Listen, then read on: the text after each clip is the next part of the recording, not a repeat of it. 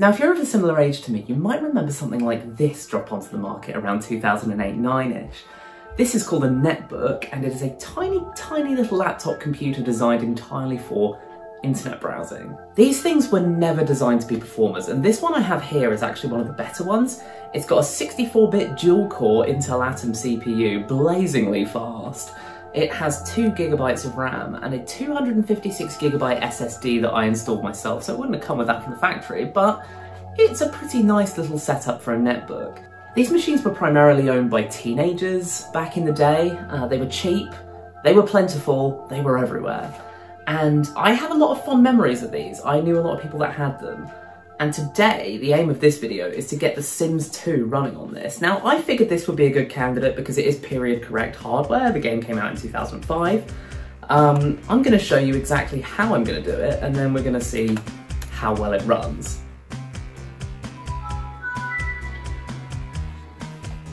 So the process here is actually really simple, and shout out to my girlfriend for showing me this. On the Sims 2 Reddit page, they basically have a download link for it all right at the top here, so we're just going to go ahead and follow it, click this button here, and on this page we're just going to scroll down until we find this link for the GitHub, and finally scroll down until we find the web installer and download it. And we're going to choose the 64-bit variant for this 64-bit install of Windows 7. So with the file downloaded, run it,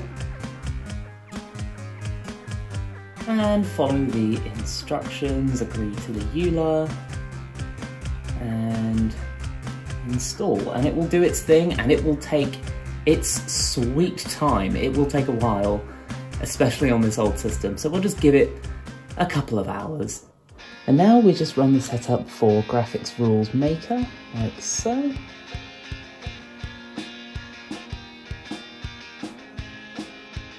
And this allows us to configure our settings for our graphics for The Sims 2.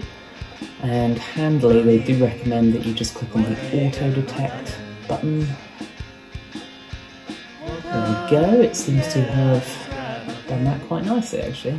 Right, we just have to browse to the game's files. There we go. Save. Yes.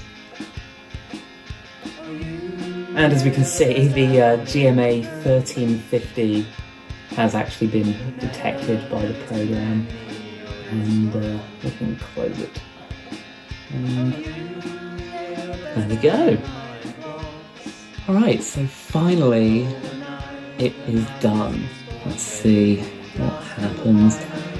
Oh, it's going to open up Internet Explorer. Well, that's not ideal. Could probably close Chrome now as well.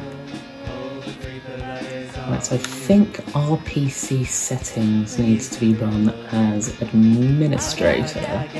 Okay, there are some cool options here. Discord rich presence, not going to be using that. Automatic updates, sure.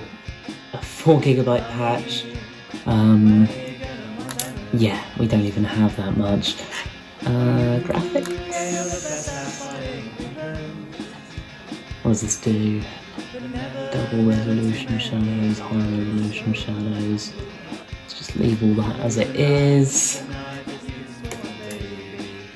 Right, and I think we'll be ready to go. Alright, let's run the game.